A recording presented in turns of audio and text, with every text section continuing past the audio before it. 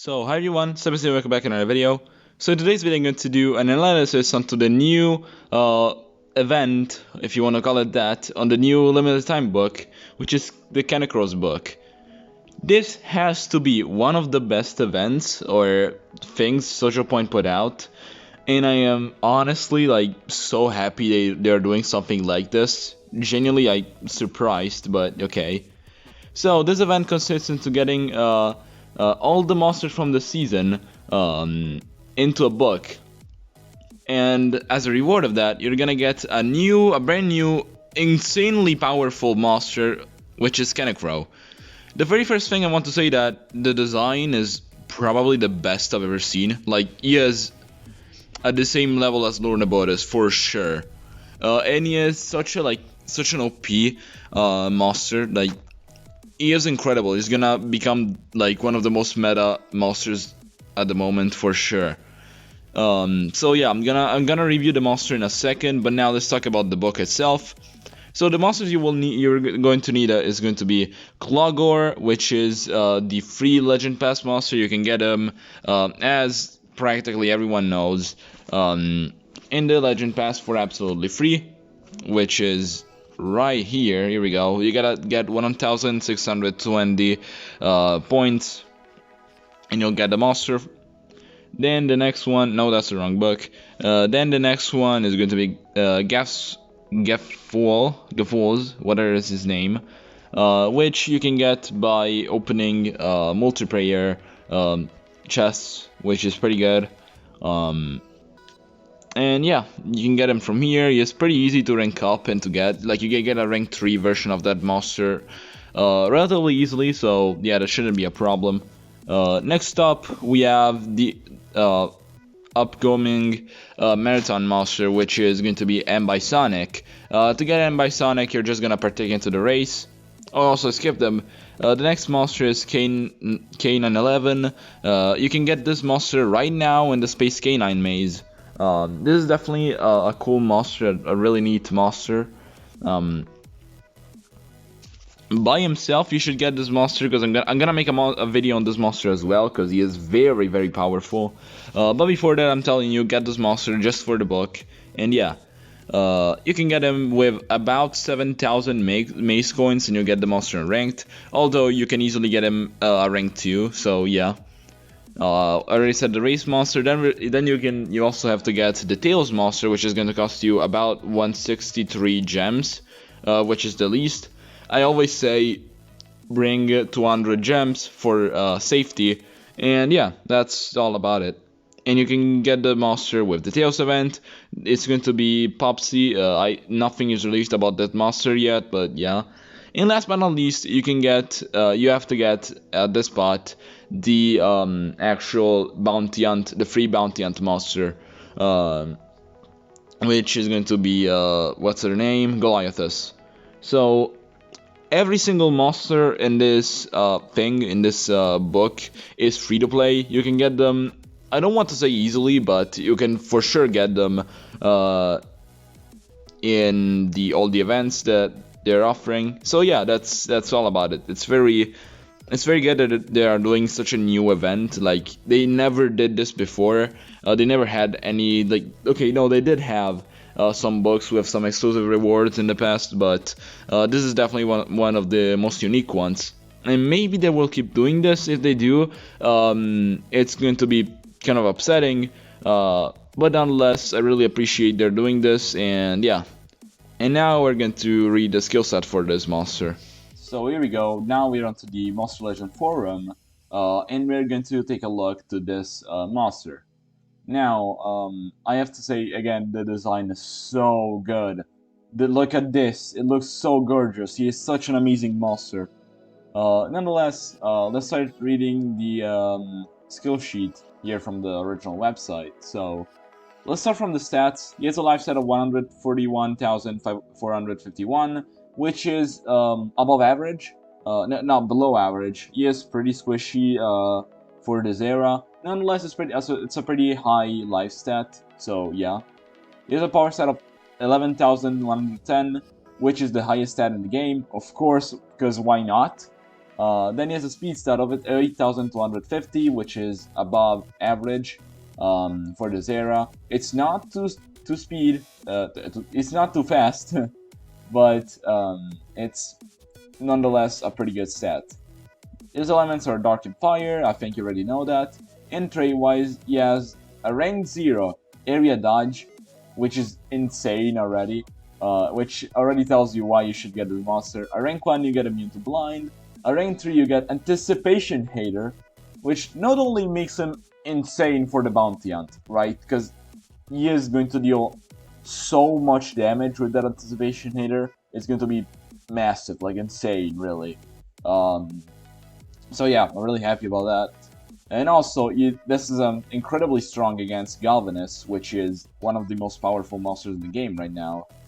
Then at rank 4, you get a self-precision, and at rank 5, you get ignition to all enemies. So let's start reading the skill set. This monster has a total of like 12 skills, so he has tier 4 skills that you unlock by ranking him up. So his basic attacks are Onikenshi. Oh, I forgot to say. He has as relics the sword and the mask. The sword is very good because you can use Elvira's sword, which is very good. You can apply more tortures, and that's that. The mask, yeah, you can recover stamina with some masks, so yeah, that's pretty cool. The books are the Fury Dojo, which is unused but okay. Then Wielders, which is, I guess it's a new book. There's already a lot of good Wielder monsters, but that's fine. And last but not least, we have Exclusive, because this is insane. We have a really low amount of good exclusive monsters, which is very good, since we're getting such a good monster for the exclusive category. So let's start reading the skills. Onikenshi deals moderate dark damage to one enemy, 35 damage, 0 cooldown, 0 stamina. That's very good. Flaring Nitto, which deals moderate fire damage to one enemy and applies burn to one enemy. It's a 0 cooldown, 20 stamina cost. Pretty good. They're applying a torture. Not good because you have the stamina cost. So then you have Katsugi Waza, which deals heavy dark damage to one enemy, 0 cooldown, 30 stamina. That's already pretty good. Yeah, that's definitely a pretty good skill. Because you're dealing a lot of damage and also on a 0 cooldown skill. Then you have Gokaku Keigo, which deals moderate dark damage to one enemy and applies Hellfire to one enemy. So this monster has Hellfire. Hellfire is a pretty good torture, nonetheless. Like, it's basically, it becomes a curse plus total blind, which is very good. It's 1 turn cooldown, 45 stamina. Then you have Jodan no Kamae, which deals heavy dark damage to one enemy, applies damage boost to itself. That's a pretty good skill. You're dealing quite a lot of damage and also increasing your damage. I don't know if you want to run this because they're way better skills, but yeah. Kenjutsu, which deals moderate fire damage to one enemy, applies precision to itself. That's a pretty good skill. You're applying a self skill plus dealing damage, which is something I really like. Then you have Ridan Waza, which deals massive fire damage to one enemy. 0 cooldown, 50 stamina cost, is a 65 damage skill. This is already insane. Like, although it has a stamina cost, I don't mind it, honestly. It's a 0 cooldown skill, you can use it over and over again. You ideally run this, so yeah. Then you have Kirakenshi on Flames, which deals moderate fire damage to all enemies, applies burn to all enemies. 35 damage, fire attack for a 40 stamina cost. It's 2 turn cooldown. That's decent, I guess. Then you have Mukiwaza, which deals insane fire damage to one enemy. 1 turn cooldown, 0 stamina cost. I actually did not expect this. Wow, okay, I did not expect at all this monster having a 0, like, this skill having a 0 cooldown. I like that a lot. So, you're dealing insane damage, which is insane.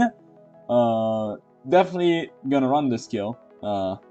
Then you have Katari Geiko, which deals dark damage to all enemies, applies Hellfire to all enemies. 40 damage skill with 2 turn cooldown and 48 stamina cost. Pretty good skill. Hellfire to all enemies is pretty good. Then you have Onikisei, which applies Cold Blood, double damage, and positive effect protection to itself. This is an insane skill. Cold Blood is basically Pierce. We've not ever seen Cold Blood on an attacker, and although it's kind of bad that this monster has Cold Blood onto setup skill, but you're also applying double damage and post-effect protection, which is very good. So nonetheless, this skill is insane because Cold Blood basically becomes a Pierce, so you're getting Pierce for one turn, double damage, which means there's an enemy monster. Imagine there's an enemy monster which is a threat on the enemy side, right? So what do? You do this, you set up, you apply Cold Blood and double damage, then if there's an Tomb or a Untitled Chapter team or whatever, if there's a Tomb, it's even better, but okay.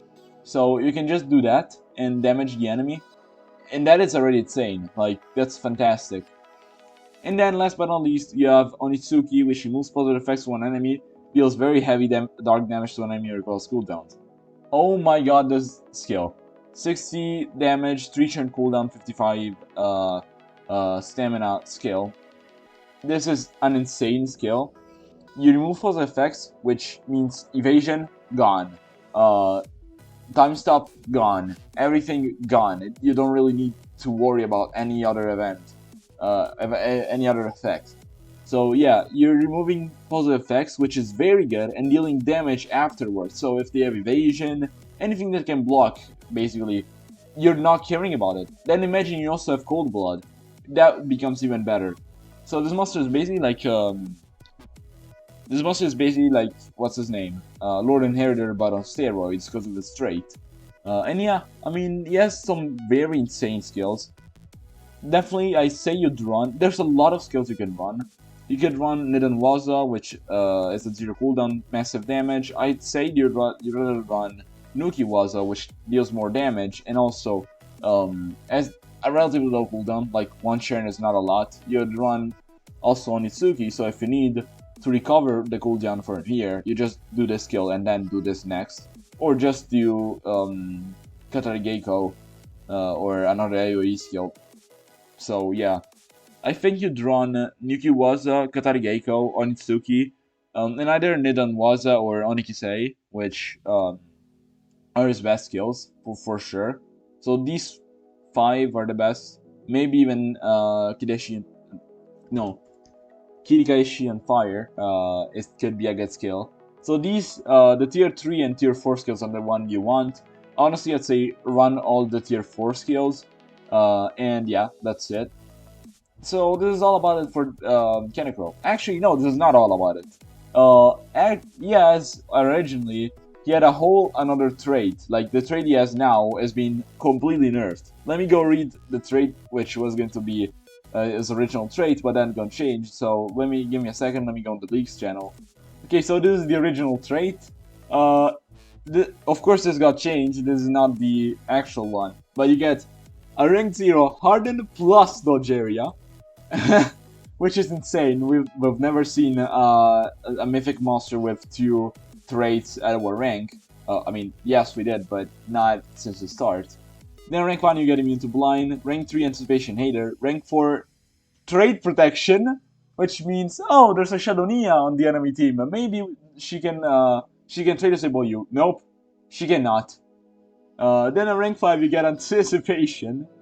So if this was the case, if this was going to be the trait, for sure the best trait in all the mythic monster history.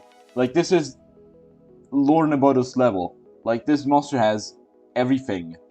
Every single kind of mechanic you can use, he has it. And it's so good. Not thankfully, I would have been very more, like, really more happy if the trait would have been this one. But it doesn't matter, they still gave him an insane trait, so yeah. So yeah, this monster is not above average, even more than that. So yeah, insanely good monster, very good trait, very good skill set, and yeah, that's kind of all about it. So I hope you enjoyed this video, and yeah, that's all about it. I'll see you guys in the next video. Bye.